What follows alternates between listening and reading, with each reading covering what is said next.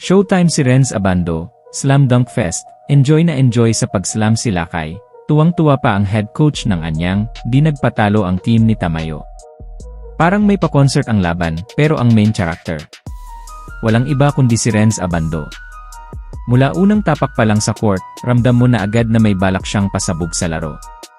Showtime kung showtime, at tila masyado pang nag-enjoy si Abando sa kakaslam, bagay na nagpainit sa crowd at nagbigay ng sakit ng ulo sa kampo ng Sakers. Unang puntos ng laro, galing kay Johnny O'Brien, pero mabagal ang simula ng parehong koponan. Mababa ang scoring sa first quarter hanggang sa halfway mark kung saan tumama ang isang tres mula sa local player ng LG Sakers, dahilan para lumamang sila ng 5. Ngunit bago matapos ang unang yugto, uminit ang laban, dikitan na ang score matapos ang isang easy layup ng Sakers sa ilalim.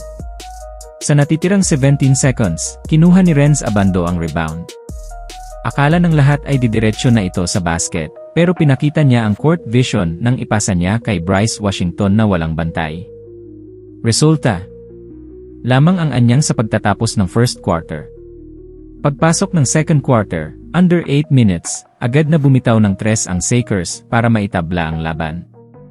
Ngunit sa 7-minute mark, dito na talaga nag-showtime si Renz Abando, isang malutong na two-handed slam ang pinakawalan ng kabayan.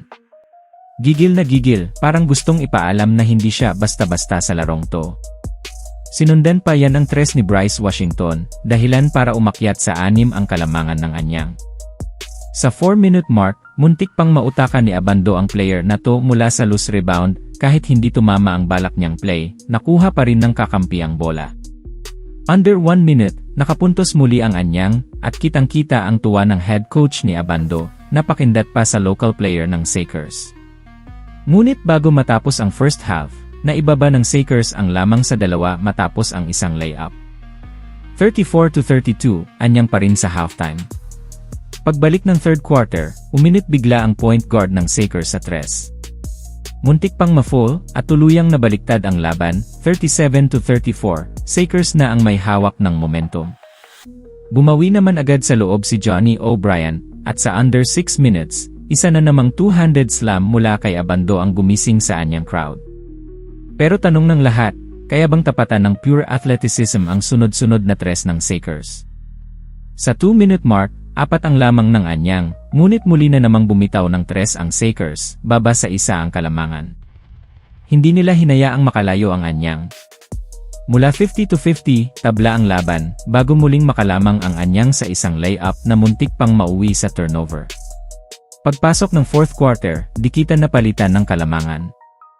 May tsansa sana ang Anyang sa tres, pero ibang klase ang Sakers. Mala Steph Curry ang 2 ng kanilang local, long-range threes na parang walang pakialam sa depensa. Nakabawi pa si Johnny O'Brien, pero agad ding sinagot ng Sakers.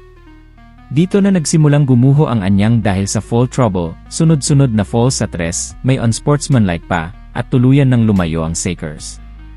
Sa huli, kahit showtime si Renz Abando at tuwang-tuwa ang kanyang head coach, panalo pa rin ang team ni Carl Tamayo. Ngayon ang tanong, kung nabawasan lang ba ang foul trouble ng Anyang, iba kaya ang naging ending ng laban na to?